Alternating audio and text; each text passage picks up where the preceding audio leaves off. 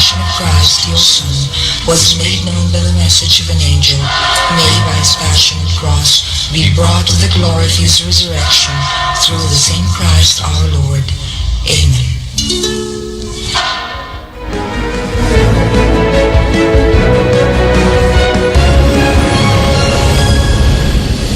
This is Newsnight, where we go above and beyond the headlines. I'm Ruth Cabal, sitting in for P. Ontiveros. Tonight on the program, the Supreme Court has ruled two portions of the anti-terrorism law are unconstitutional. While they expected more than that, petitioners claim partial victory. After inoculating over 10 million people last week, the national and local governments are now preparing for the second round of a massive COVID-19 vaccination drive, targeting 7 million more Filipinos. And a combination of blue and red, the global color authority Pantone reveals its choice for the year 2022. The long wait is finally over. The Supreme Court strikes down portions of two provisions of the controversial anti-terrorism law. But is it a win for the petitioners? Our senior correspondent, Anjo Alimario, reports. Petitioners expected and prayed that most provisions or the entire law itself would be declared unconstitutional. But the Supreme Court decided to keep the Anti-Terrorism Act intact except for two portions. First, in a vote of 12-3, the court struck down the qualifier part of Section 4, which defines what constitutes terrorism. The portion that reads, which are not intended to cause death or physical harm to a person, to endanger a person's life, or to create a serious risk to public safety, was declared unconstitutional. The High Court says it's overbroad and violates freedom of expression. For the petitioners, this is an important win. Malaking bagay ang narrow ng Korte Suprema na parang sinasabi sa otoridad, pag nagrarally yan, hindi yan pwedeng gawing terrorism. Pag freedom of expression yan, hindi yan pwedeng gawin mong inciting to terrorism. It strengthens the position that dissent, exercise of rights should not be considered terrorism. But they agree the prevailing definition of terrorism is still problematic and might be the subject of their motion for reconsideration. Voting 9-6, the High Court also voided the second method of designating terrorists under Section 25. This refers to the request of other countries to designate terrorists, which may be adopted by the Anti-Terrorism Council or ATC. But the Council's power to designate a person or a group as terrorists remains. What's also alarming for the petitioners, the 24-day detention allowed under Section 29 of the law is still alive. Human rights group Karapatan says retaining repressive provisions will only worsen the already dismal human rights situation in the country. The Supreme Court made it clear that on the basis of the current petitions, all the other challenged provisions of RA 11479 are not unconstitutional. But the law expert says other provisions of the Anti-Terrorism Act can still be challenged when an actual case is filed. 37 petitions were filed challenging the law's constitutionality, and the petitioners are firm. The fight is not yet over. Anjo Alimario, CNN Philippines. Despite the two portions flagged by the Supreme Court for government top lawyer Solicitor General Jose Calida, the decision recognizes the, quote, need for a dynamic law that will defend citizens against the baleful impacts of terrorism. The Anti-Terrorism Council says it will respect the decision of the Supreme Court.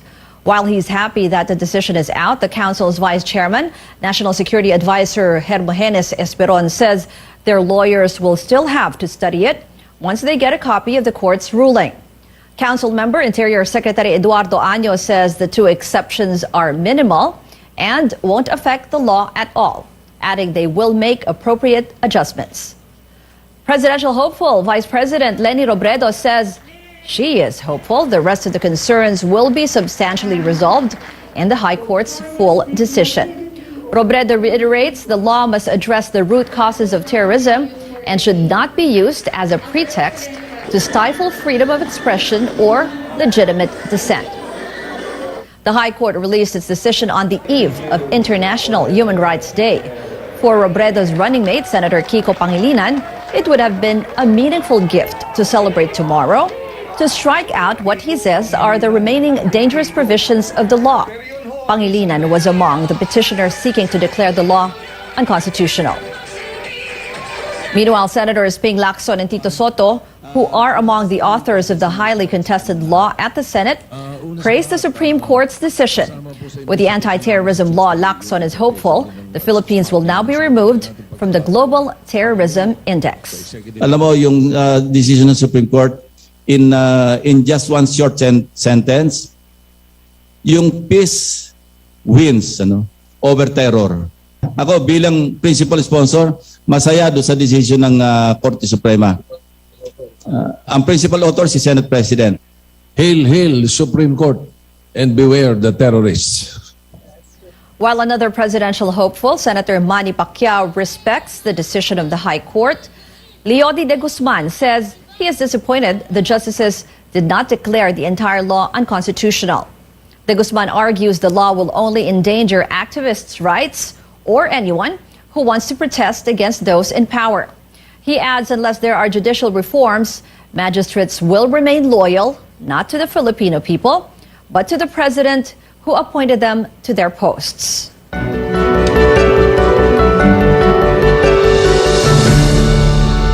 A week after wrapping up a massive nationwide vaccination drive, the government is now gearing up for a second round to be held next week. Caroline Bonkin tells us what to expect. Danda is among those who recently received a first dose of COVID-19 vaccine. She even traveled from Metro Manila to her hometown in Rizal to get inoculated. Para sigurado po na safe po talaga sa COVID po.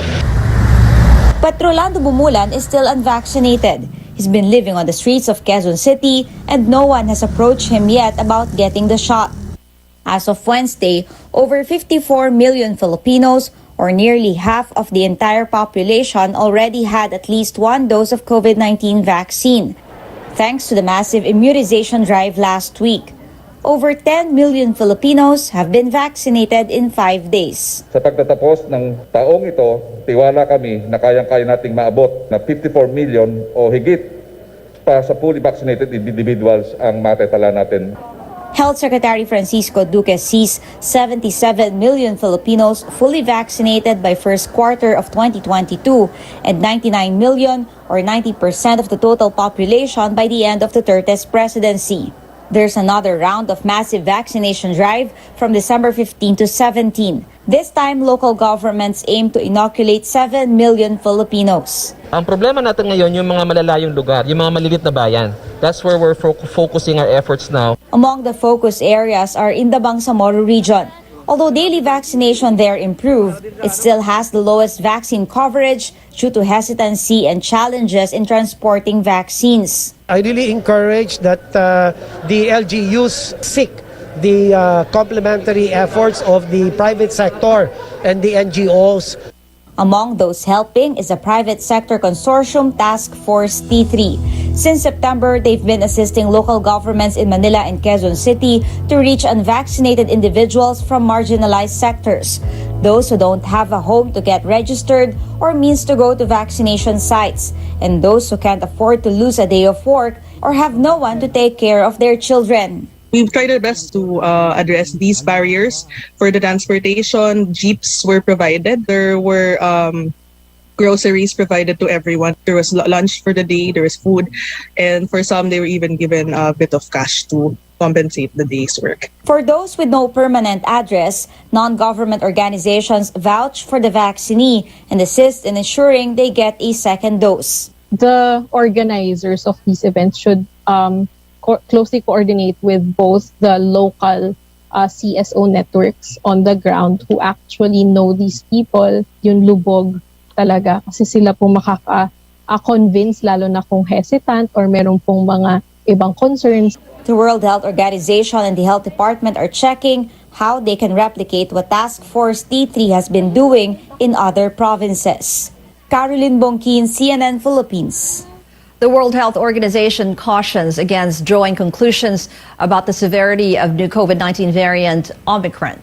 as it spreads to 57 countries. Early studies from South Africa show Omicron causes a milder disease than the Delta variant. The WHO is calling on countries to scale up testing and sequencing, improve vaccine coverage, and submit more data to get a clearer picture of Omicron's severity and symptoms. We're not defenseless against Omicron or Delta.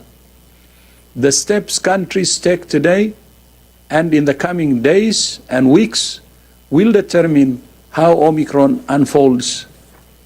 If countries wait until their hospitals start to fill up, it's too late.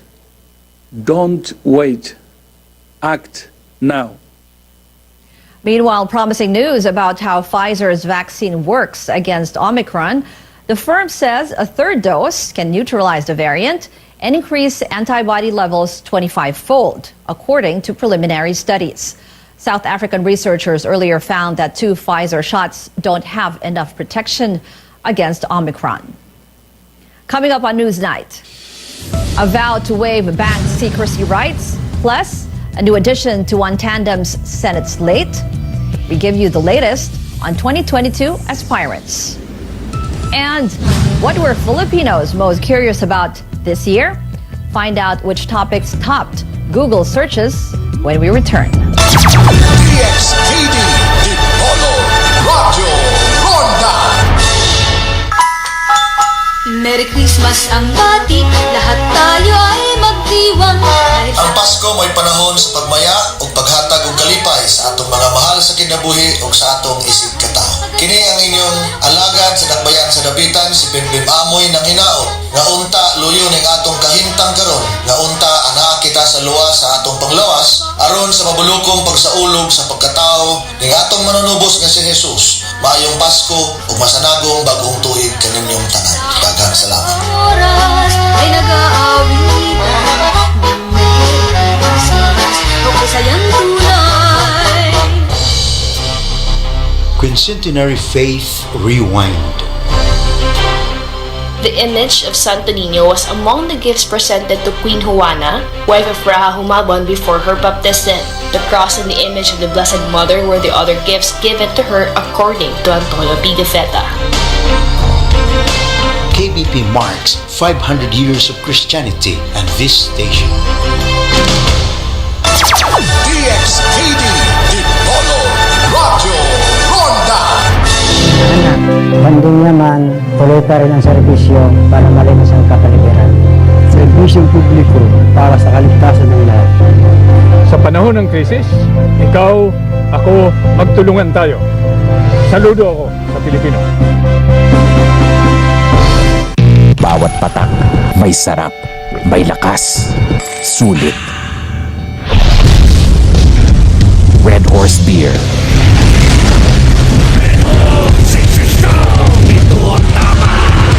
So from my fridge decluttering, I found some good ingredients that I could work with, and I have a pretty good idea of what to do with it. We'll be making the home fridge mix, which is a grapefruit and mint kind of cocktail. For this cocktail, you'll need, and for the tools, first we're going to get our shaker, grab our mint and our simple syrup, and then we muddle. Add your GSM Premium Gin and your grapefruit juice. Lastly, your egg white. And then we're going to close it up and start our dry shake. This basically means we're going to shake our cocktail without the ice. After about 10 seconds, open up your shaker and fill it with ice, then shake again. When your shaker is ice cold, it's time to pop it open and double strain.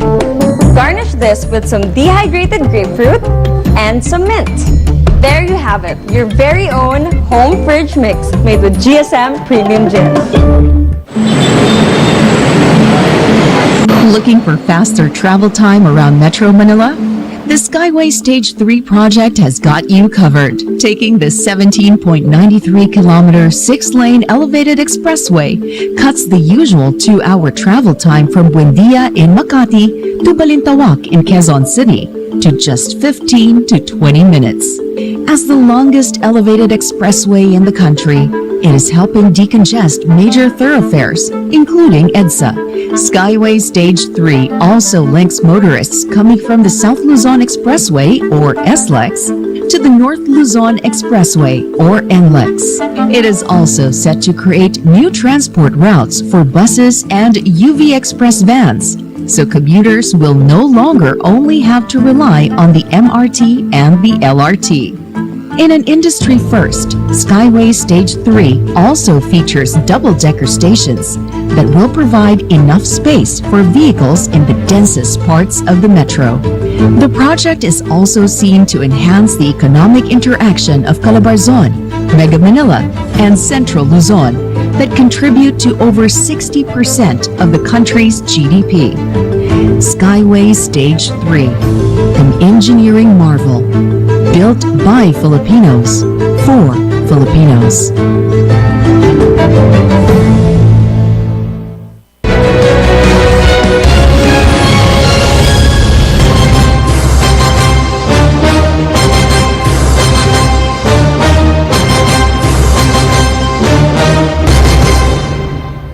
Welcome back to CNN Philippines.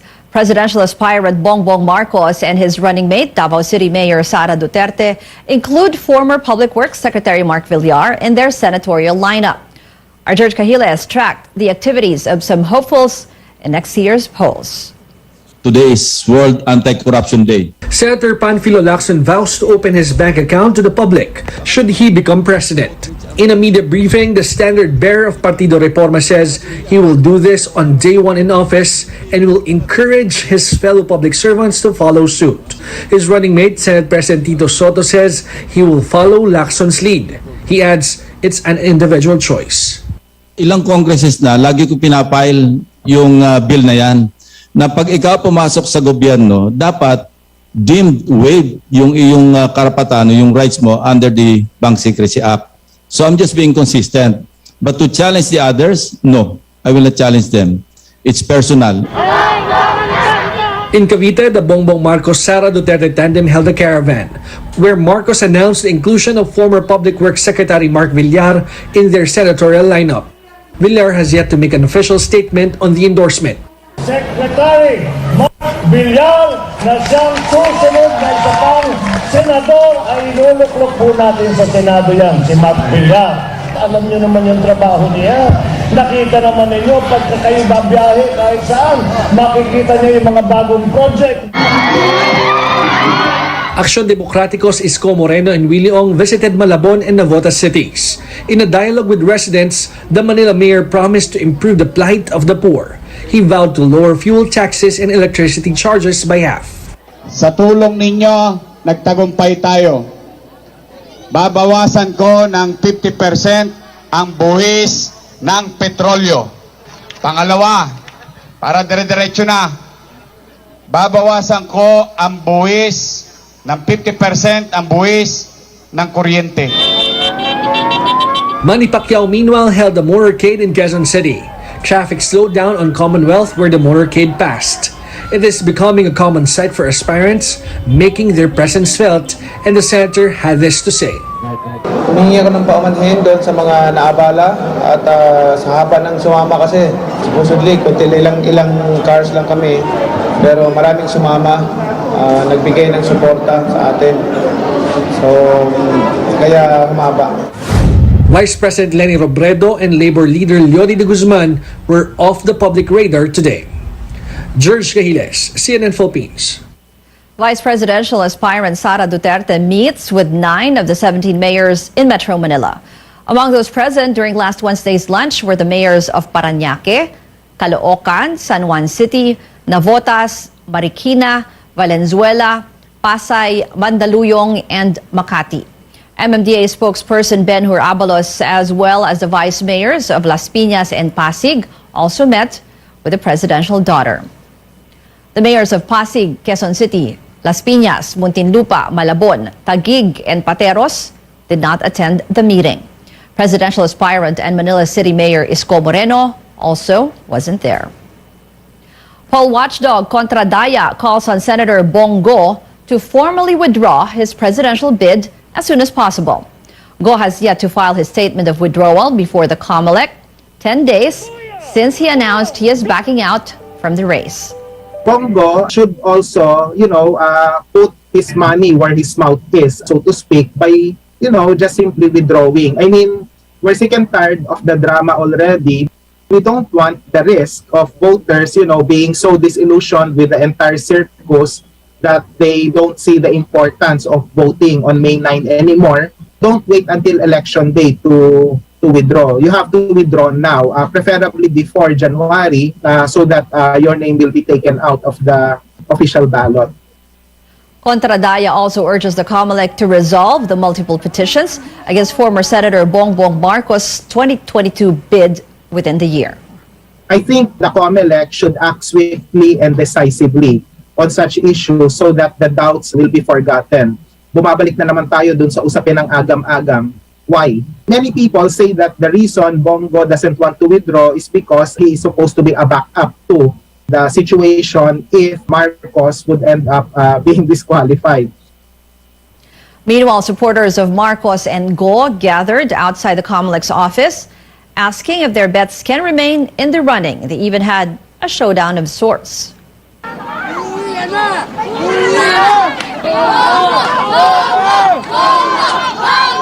Pumapayag na pinagwawatak-watak tayo ng mga iilang tao. Disqualify na kayo! At wala ng chance!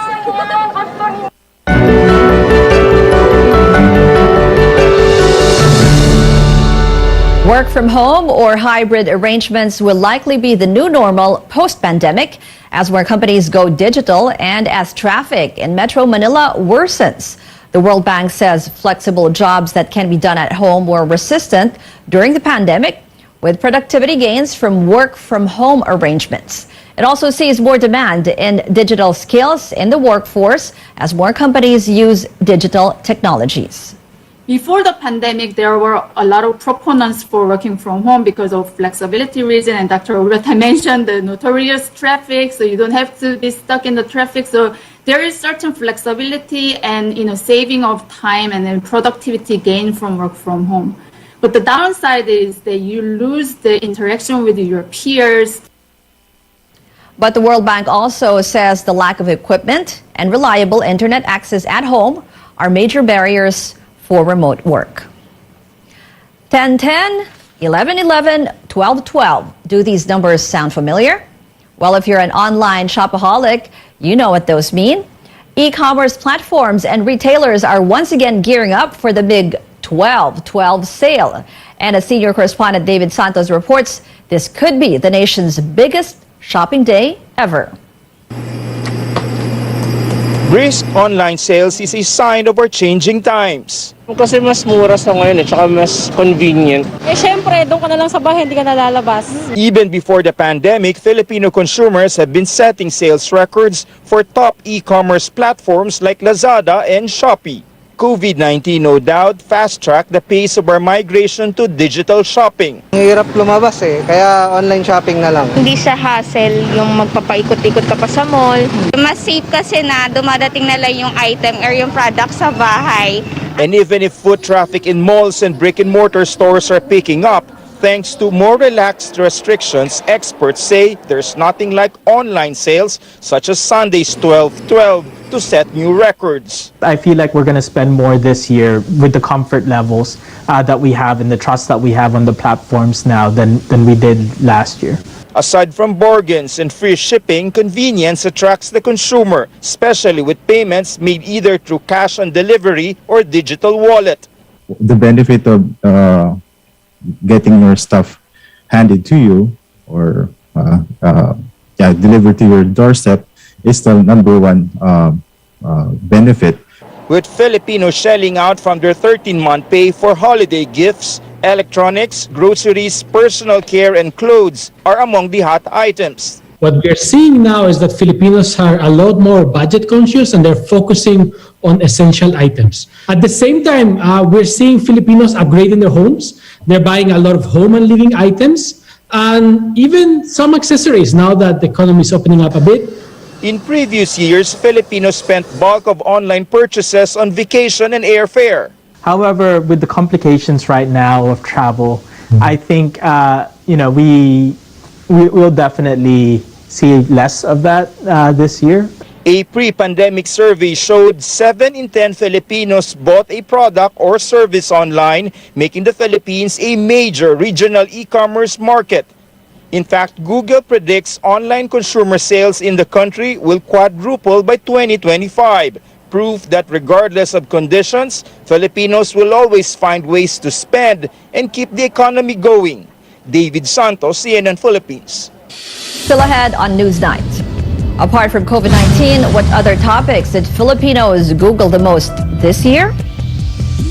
And Pantone's color for 2022 is called Very Peri. What does it symbolize? Find out after the break.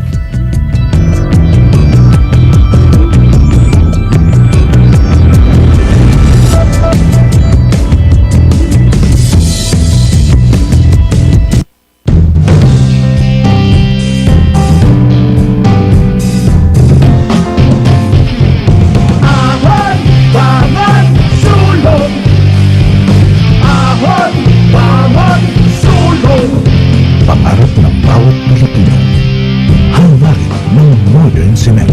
Ahon! Bangon! Sulong!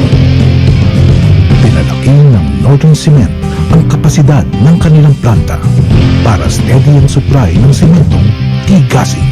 Northern Cement Max Plus, Supreme at Max Pro.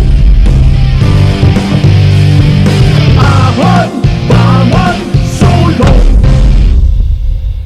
San Miguel flavored beer, game!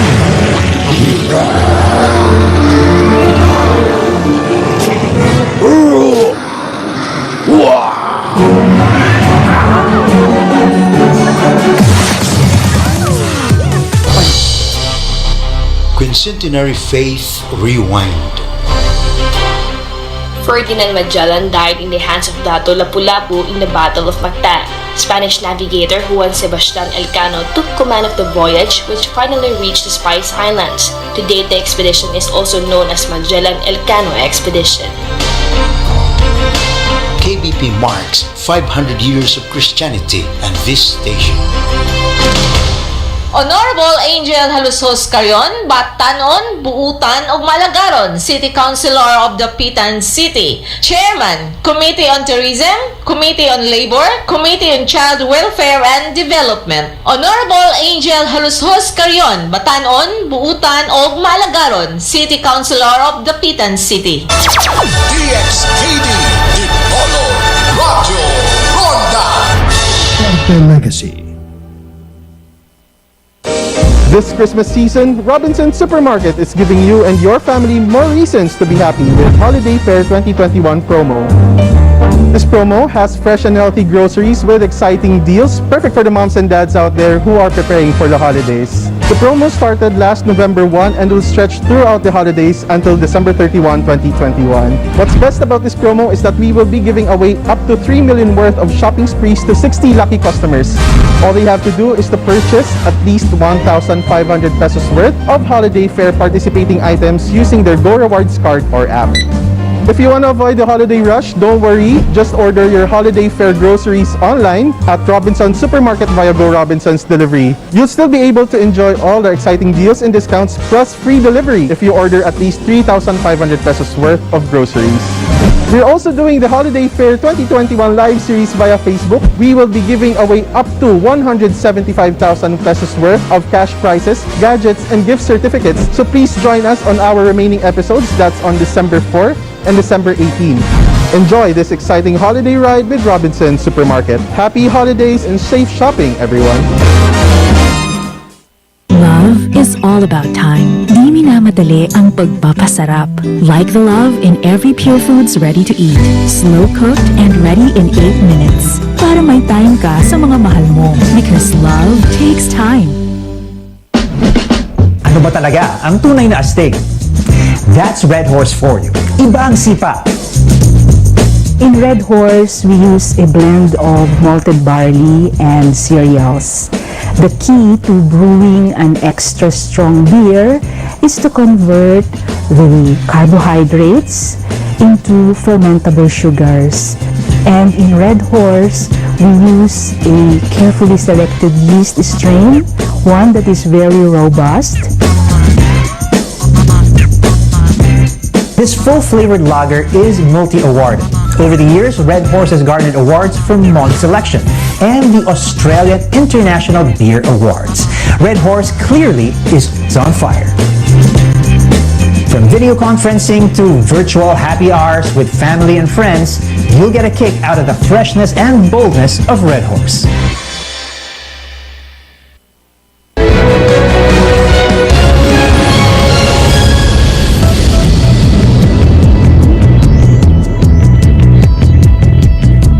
Welcome back.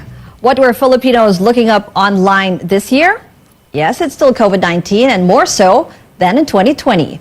COVID-19 prevention topped Google Philippines' list of most searched topics in 2021. Coronavirus was only third last year. Topics on vaccination also entered the top 5 in the news category, as well as the Miss Universe pageant and Manny Pacquiao's latest boxing match. Meanwhile, the Pinoy group has broken through top Google searches worldwide.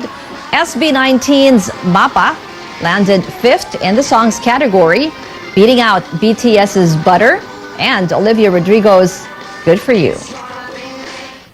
Excited for 2022? Pantone has already announced the color of the year. And for the first time, the company created an entirely new one instead of picking from its pre-existing archive. Very Perry is a periwinkle hue. Executive Director Latrice Iceman says it is the happiest of all blue hues, and the red undertone, quote, introduces an empowering feeling of newness. We have 16 days before Christmas. That's it for tonight. I'm Ruth Cabal for Newsnight, where we go above and beyond the headlines.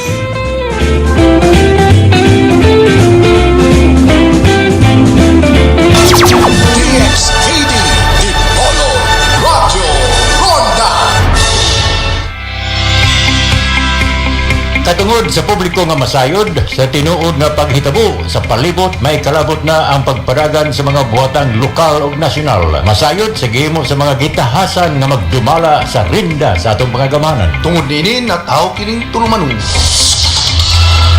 Sayri ang lungsod. Sayri ang lungsod. Gidalit kaninyo ni Sibiana RPN DXKD Polo. Sayri ang lungsod. Dinhi inyo madungog ang paghimay sa mga nag-unang isyu o gisgutan may kalabot na sa katilingban. Sayri ang lungsod. Mga problema, reklamo sa komunidad nga gustong ipabot sa mga hintungdang opisina o namunuan. Sayri ang lungsod. Inyong madungog dinhi lamang sa inyong gisaligang RPN BXKD Radio Runda Dipolog 1053 sa dial sa inyong mga radio. Sayri ang lungsod. Makita usab sa inyong official Facebook page sa RPN DXKD Dipolog, YouTube ug Twitter. Please subscribe, like, share and follow. Sayri ang lungsod. Sayri ang lungsod. At ang paminawa ug sundak kanunay matag adlawng Domingo alas 9 ngadto sa alas 11 ang takna sa kabuntagon ang inyo ug atong tulmanon. Sayri ang lungsod. Sayri ang lungsod. RPN Radio Philippines Network. DXTD Dipolo Radio Ronda. No matter the drama or the comedy in the presidential race, all politics is still local, where dynasties either thrive or die or take turns with rivals, where many times personality and popularity trump platform. In Cainta, Rizal, Mayor Kit Nieto hopes to pass on the baton to his wife Ellen, who will face basketball superstar Alvin Patrimonio. And in vote-rich Quezon City, party list representative Mike Defensor, who was once a district representative, challenges incumbent Mayor Joy Belmonte. We talked to these two to see what they need to do to either take or retain the throne.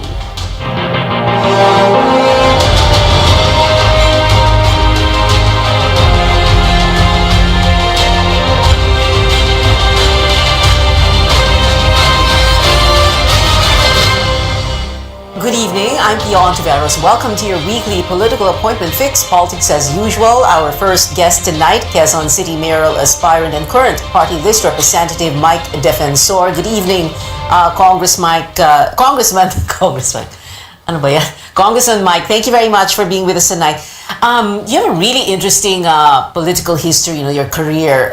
You started as one of the so-called Spice Boys back in 2000, 2001, and that was on your second term as Quezon City Congressman, and I remember that very well. You're the guys who filed the case and shepherded it, the impeachment case against President Erap, correct, Mike?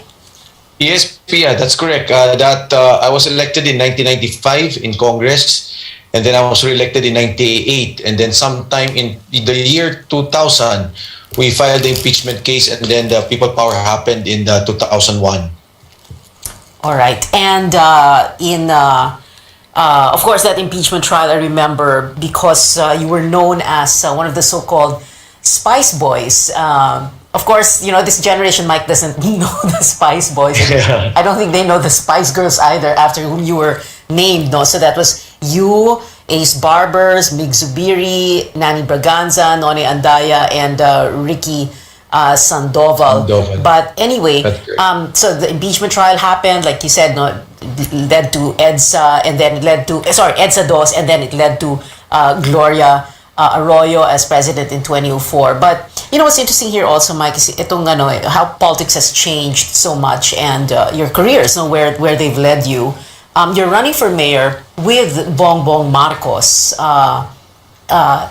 Is that something that you thought that you never thought would happen, or that anong tingin mo doon? Parang how did you make that shift from student leader, activist, Spice Boy to running under Bongbong Marcos's party? Yes, Pia. Actually, to my mind, I've been consistent with my position kung sino yung loyalty ko and sino yung sinusuportahan ko since if you recall in 1998, in fact, kaya medyo naging more or less nakilaling Spice Boys because we stuck with the opposition. We were part of the opposition then, and we were aligned with the Lakas NUCD at that time. At ako, liberal pa ako. That was the early part of the Liberal Party nung umpisa na yan. And it was in my second term. After which, you're correct, I was invited to join the cabinet. So I serve also as cabinet secretary, the head of the housing. Ngayon, throughout the years, si Senator Bongbong Marcos, I've seen him perform when he was in the Senate, although hindi kami nagkasama when he was in Congress. But I saw him when I was in the cabinet, governor naman siya noon. At nakita ko naman yung naging performance niya during that time. And now, actually, ang nangyari din dyan, malaki yung naging role ng local politics. As you well know, when this was happening, si Bongbong Marcos was not yet a very strong candidate. And nag-usap kami, and I found out yung Philippine Star was being used against me. Ang sinasabi nila, na do not align with Mike Defensor, and we will allow you to put up the stories you want. Meron kang express email, and just any story that you want, pwede mo nang i-email sa amin directly. And Bongbong Marcos mentioned this to us, and in fact during that time, during our discussion, hindi pa siya decided to be president at the time, pero binanggit niya na that whatever is the position, kasi she was still contemplating which position he would run to. Ang sinabi niya, ang grupo ko dito sa Quezon City would be your group and Bingbong Crisologo. And to be honest, marami ding mga presidential aspirants na siyempre may mga negotiations, may mga discussions, and ganoon din, we found out that Philippine Star was being used against us. And so, consistent with our view that si BBM performed well when he was senator, when he's governor, and given yung machinations that was happening in Quezon City, immediately we decided to join Bongbong Marcos. A week, 2 weeks, 3 weeks after that, grabe na yung naging survey niya, lumakas na siya ng lumakas. In fact, in Quezon City now, he's maybe at 73%. of the voters of Quezon City. And cuts across the class, A, B, C, D, and E, talagang Bongbong Marcos is leading all the way. Well, those good survey standings for Bongbong Marcos, do they trickle down to you in your run for mayor? Because you are, of course, challenging, you're going up against an incumbent. So the question there is, how difficult or easy will it be? We're going to ask you to answer that question and call Mike Defensor in just a bit. We'll be back after a quick break.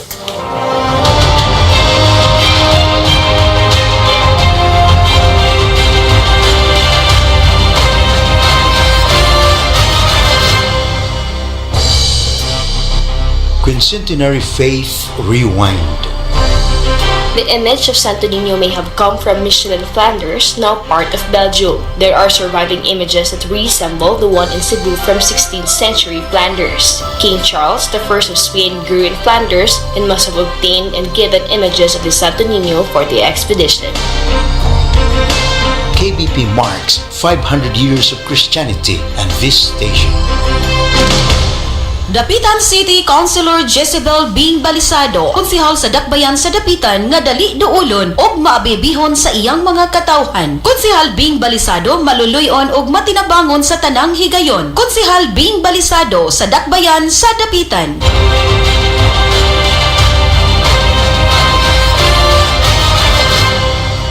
Welcome back. This is Politics as Usual. We're speaking to Quezon City Mayoral aspirant and Anak Kalusugan Party List Representative Mike Defensor. So Mike, you're challenging an incumbent. How difficult or easy is it going to be? And those survey rankings for a BBM, does that translate to a good showing for you in the mayoral race?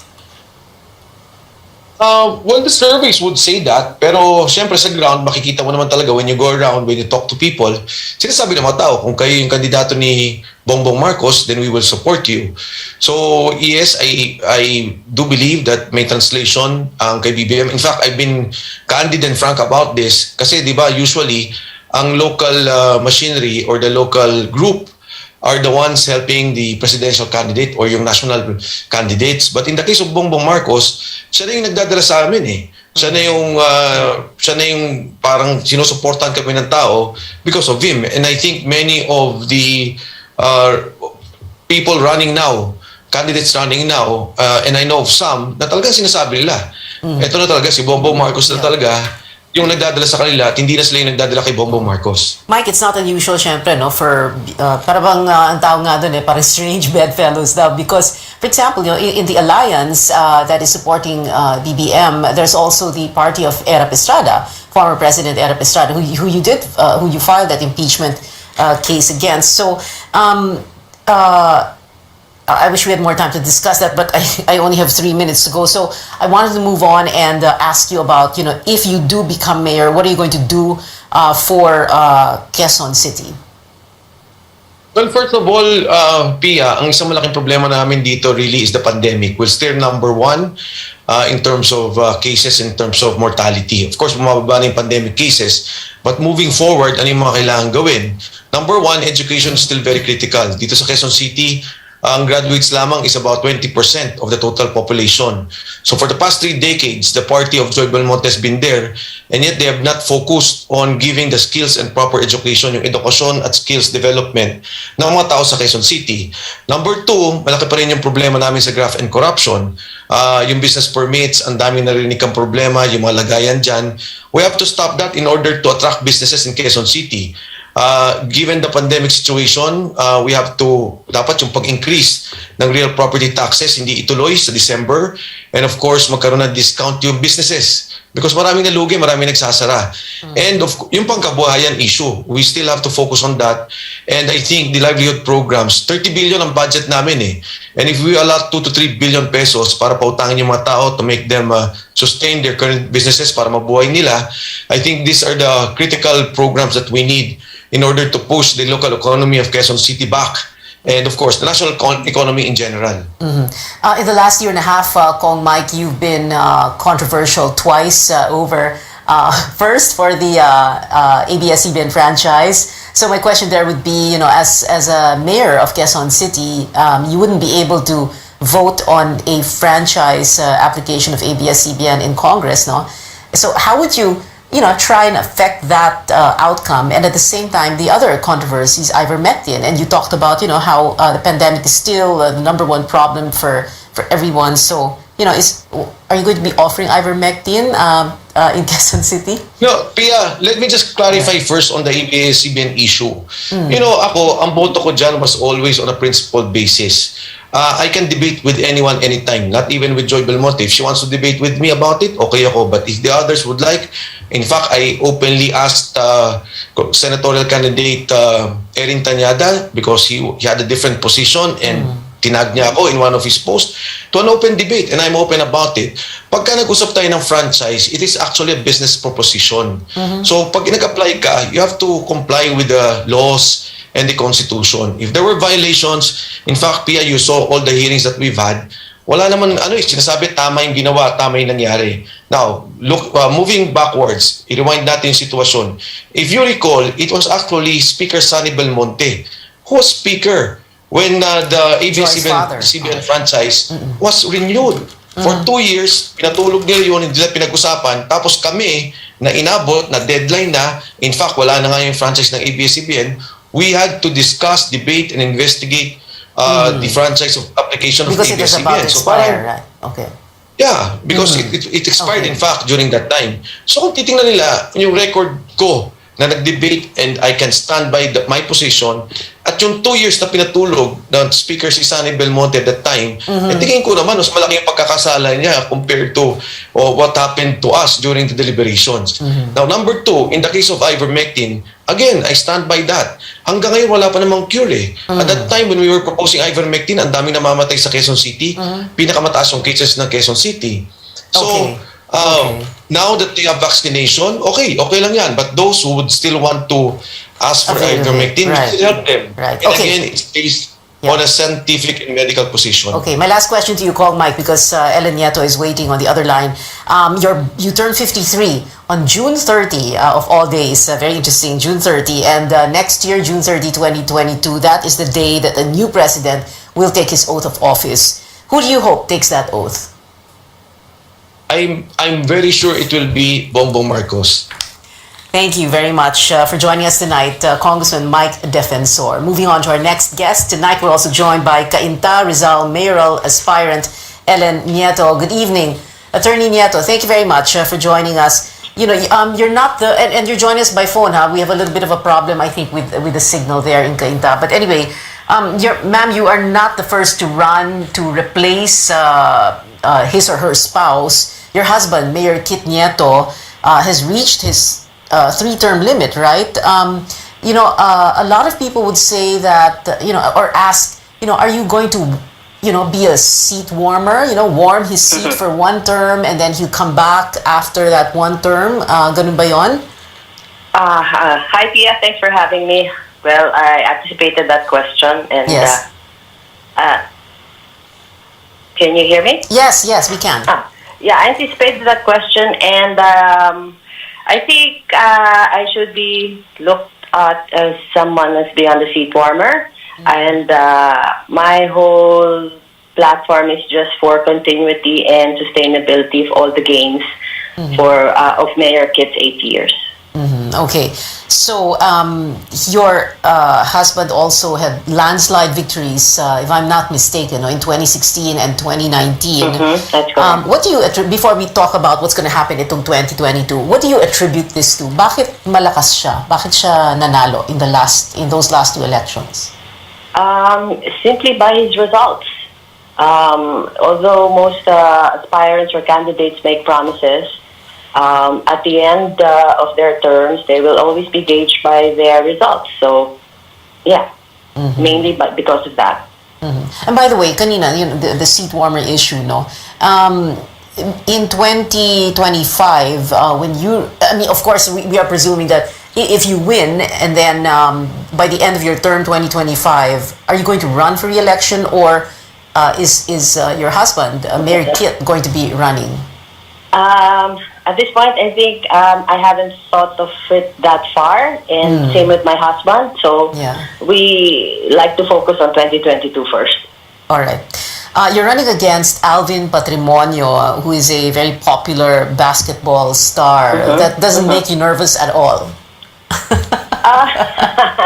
I'm just happy to have a worthy opponent, I guess. Well, you're so diplomatic. We should be. Worthy opponent. Okay. You're a lawyer, no? But your platform is going to be what? Based, focused on health. The pandemic, a while ago I was talking to Mike Defensor, he was saying number one problema pa rin, the pandemic, of course. Yeah. You're going to focus on this One Cainta Municipal Hospital. Is that correct? Yes. First of all, the hospital has gained a lot of improvements during Mayor Kit's time. And because of that, we're able to address all the pandemic issues with COVID and all. But there needs to be done, there's a lot more to be done, especially with post-pandemic and, of course, and also not just illnesses, but also on the wellness side. That's good. Kanina I was asking about you going up against Alvin Patrimonio, and syempre, well, of course, if I ask you, what do the surveys there in Cainta say, I'm sure you're going to be saying that ikaw ang malakas dahil, you're practically, in a way, the incumbent, right? I have no opinion on that, or I have no reaction on that. I'm not the incumbent. Well, yeah, that's why I said practically. Or married to the incumbent. Okay, better. Okay. I just noticed blue pala yung kulay nyo. Bakit blue? It's always been blue, and I guess it's a common color for us, for my husband and myself. It's a favorite color, so. Okay, and palagi daw siyang nakamaong at t-shirt. Yes, that's just everyday staple. Why? I guess for comfort, mainly for comfort. No, because he also does his rounds daily and mostly on weekends. Sometimes naka-shorts pa siya. So, you need to feel comfortable when you do your rounds. Okay. It's just practical. All right. We're going to have to take a very quick break. More from our guest, Ellen Nieto, who's running for mayor of Cainta, Rizal, when we return. This is Politics as Usual.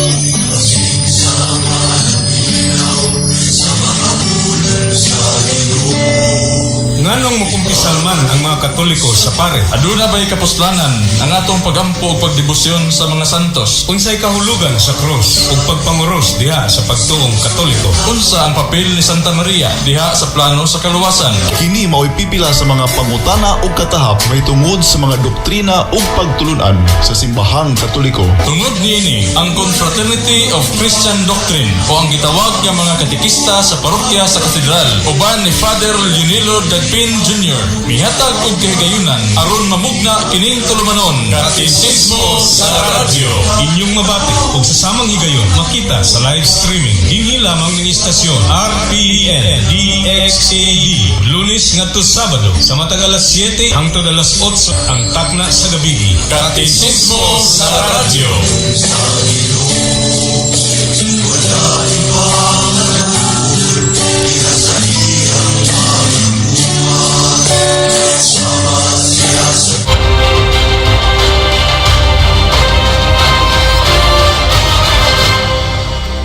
We're on our final stretch. This is Politics as Usual.